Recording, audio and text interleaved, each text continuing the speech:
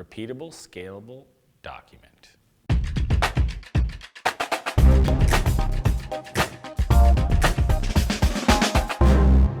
How to create a procedures manual for your business. Some people call them SOPs, standard operating procedures.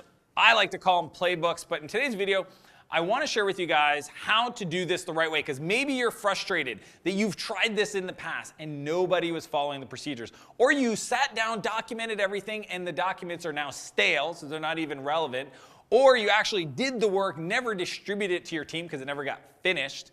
Or you just feel like you spent all of your time creating procedures versus having somebody else support you.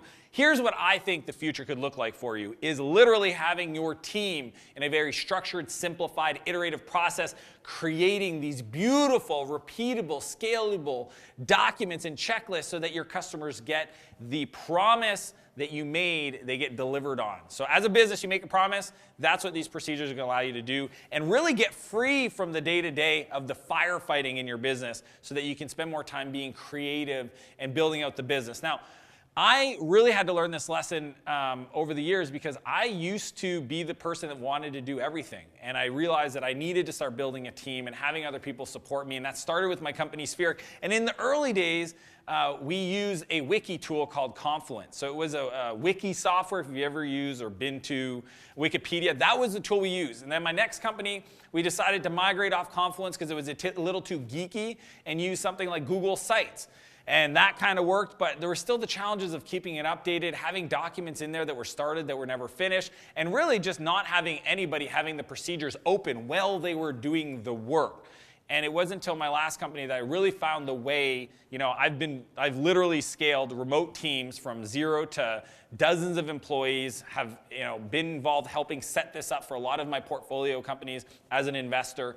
And what I'm going to teach you today is the 80-20 to get something going today and have it stick and have it continuously updated and really get you the freedom back in your business. So the first step that you need to understand is start by defining a program. A program is for every department in your business. It could be sales, it could be marketing, it could be operations, it could be the delivery aspect of how you actually give the customer the value, either a service business or a technology product.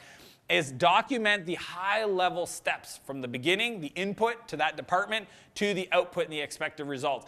And it doesn't have to be detailed. Most people make the mistakes of feeling like every step, checklist, screenshot, procedure, detail of labels and naming and everything needs to be defined, and that's not the way to start. Starting is really creating what I call a program overview document to make sure that you at least capture all the things that people do. And it's really great if you have a team, because you could just say, hey, can you make a list that if you were to hire somebody to do your job for 2 months because you were going to go away on vacation, what are all the different areas, either things you monitor, things you create, collaborations you have within our business, input, outputs, what would you want to review? So not like writing out exactly how to do it, but what's the conversation topics that you would want to have with those people? That is the first step in creating a playbook. In my world, that's what I call it, a playbook for your business. Start off by creating a review. Number 2 is set up in your weekly meeting. Hopefully you're having a weekly meeting. Every week, you actually add an agenda item to review the new or updated plays or procedures or SOPs in your business. So every week you have people creating things, updating it, because and I'm going to talk about this in step 4, but you want to have the ability to review and communicate the new documents within your team. That's why you could literally start with one, which I recommend the number one. If you want to, which one should I start with? Your recruiting process. Your people at the end of the day is what's going to allow you to scale the business. If you don't have a predictable way to attract and convert and retain incredible talent, start by creating your program there. But number 2 is really getting the weekly review dialed in so that as it's updated, the rest of the team understands it, it's communicated, and you can have feedback and collaboration around it. Third thing you need to get right is the team culture. You need to be in a business where if there is a procedure, that it is a must, not a nice to have, not a suggestion, not a maybe. It is a must that they have the procedure open. Okay? So the third area that you need to make sure to, even if you sat down and you hired somebody, I've seen people hire really expensive consultants to come in and create a business manual or a procedure or a playbook. And the challenge is that nobody referenced it. Nobody had it open when they were doing their work. So the biggest challenge is making sure that people integrate it into the culture of how they do business. So one of the rules within all my companies is that if there's a procedure that exists for the work you're about to do, you must have it open. It has to be sitting there, and you got to reference it so that you can actually ensure that each step of the work gets done. And if there's an issue where you say, go to this screen, and all of a sudden that screen changes in the software, you can actually update it in real time. Okay, so this is super key. And people are always asking me, what tools do you use? Below in the comments, or actually in the description of the video, I'm going to put all the tools that I use, because it might change over time, and that's where it's going to be updated. So if you have questions around the technical implementation, do it there. Check out there. Number 4 is the structure. The way I create it, and this is the tool that I'll probably use for the near future, is I use a spreadsheet. And I use Google Docs online, I use Google Sheets, because it's a super lightweight of having a list of the procedures in my business. Now I have 3 tabs in that spreadsheet. I have procedures, I have references, and I have templates. Because in a business, that's kind of the 3 different things you're going to have. You're going to have the procedure, which is the checklist or the how-to of getting the work done. You're going to have the references, which is content or information that you need to do the work. So those things might be referenced in the document. So if you have like an employee onboarding procedure, you might have a spreadsheet, which is all the employee contact information. And one of the steps is to add or edit or update that reference document.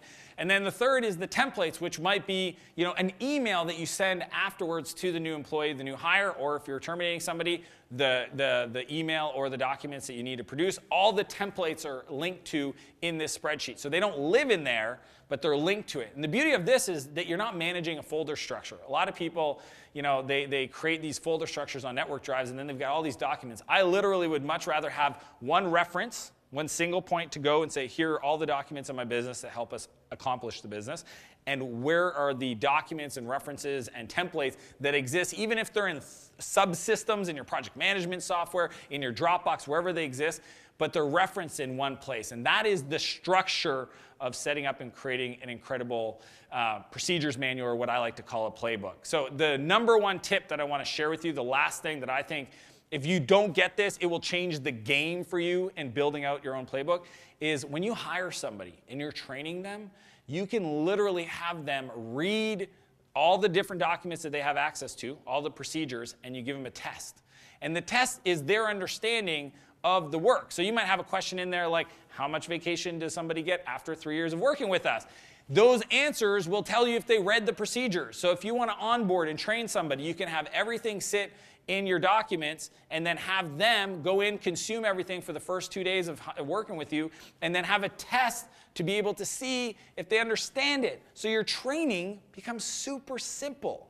Hope you understand how cool that is, because a lot of people are like, well, now I got to hire all these people, I got to train them to make it effective. Let them self-study, train, come to you with questions, and then give them a test at the end so that you know that they've done it properly.